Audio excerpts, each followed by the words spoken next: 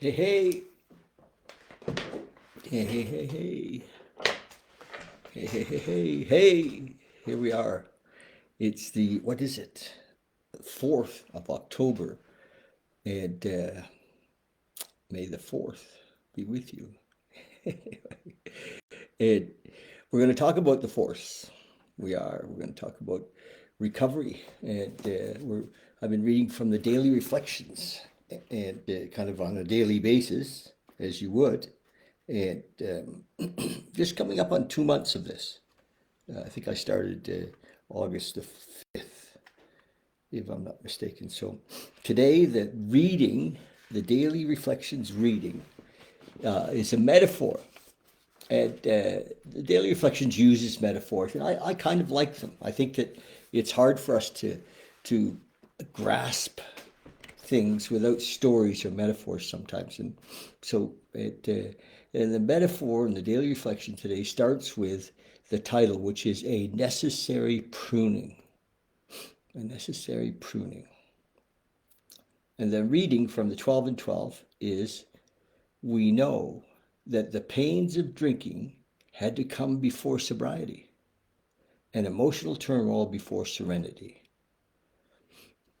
And I think that the reflecting that reading is talks about, if you go to an AA meeting or CA meeting or an NA meeting, when people get recovery, they come out of the pain and they come out of the grip of the disease. There's always gratitude, not only for the recovery, but for the disease, because there's gratitude. We discovered this inner resource that we didn't know we had, or that we weren't accessing, and there's great, as we as the disease is removed, as the symptoms of the disease of alcoholism are removed, what's revealed is this inner resource. And the metaphor is the pruning of these things. So the further reading, it says, I love spending time in my garden, feeding and pruning my beautiful flowers. One day, as I was busy snipping away, a neighbor stopped by. She commented, "Oh, your plants are so beautiful. It seems such a shame to cut them back." I replied, "I know how you feel, but the excess must be removed so they can grow stronger and healthier." Later, I thought that perhaps my plants feel pain, but God and I know it's part of the plan, and I've seen the results. I was quickly reminded of my previous AA program, my precious AA program, and how we all grow through pain. I ask God to prune me when it's time so I can grow. So the great pruner he is, he, she, it, that, whatever, however you see this consciousness, universal intelligence, God, the great pruner. And I sat in a meeting today. It was the Daily Reflections meeting, and I was listening, and because many of the speakers talked about this writing, and I think of the things that needed to be pruned, and still some, it for me, that I put ahead of my relationship after I discovered that was what was missing in my life. I put ahead of my relationship with my higher power, with God as I understand Him. And all of those things eventually have had to be removed. Uh, Money, it wasn't like I just gave it up.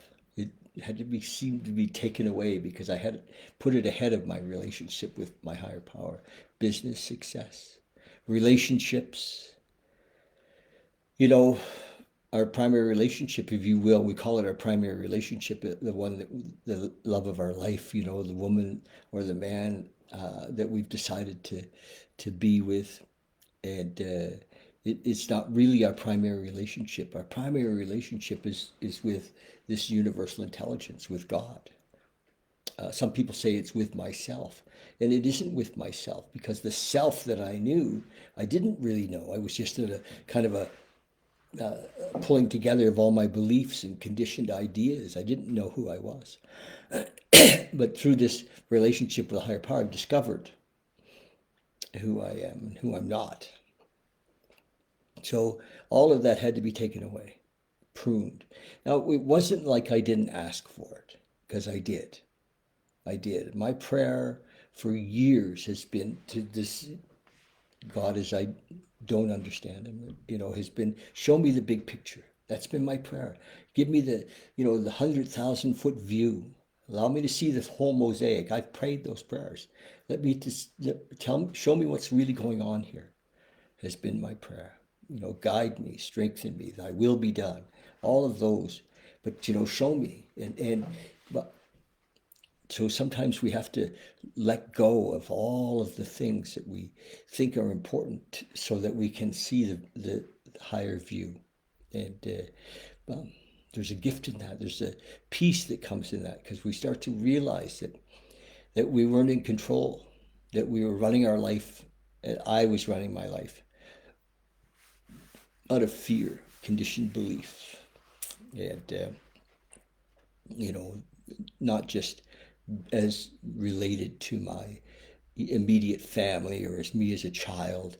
But I was listening to Krishnamurti the other day, and Krishnamurti was saying, we're talking about hundreds of years of cultural fear, that men and women in different cultures have, it's built in, this whole cultural conditioning, through the churches and through the, and all, if not, yeah, most, if not all of this is based in fear. So how do we let go of all of that so we can really be present and see, what it is that life is about? And so that gift has been given, and it's so beautiful. And my purpose, if there is a purpose to life, is to share this awakening that I've asked for year after year after year. I remember I often pray in the shower, in the morning.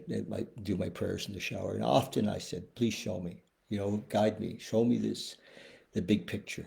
So that's it. And the pruning is sometimes painful, as we shed all of the things that we've put ahead of this relationship, ahead of this thing that we've asked to see and to be aware of. It can be painful, but I am grateful for that. So that's about it. Want to mention again that we have a meditation group here on Mondays. Love you to come, or Zoom in, and Big Book Study on Fridays. Love you to come or Zoom in. And we're prepping for the Mexico trip. We're going to start to talk about that. So the whole month of February will be a kind of a 12-step based meditation, but also, really looking at these things that block out the sunlight of the spirit, the stuff that we need to let go of. So we'll be doing that. Love you lots. Cheers.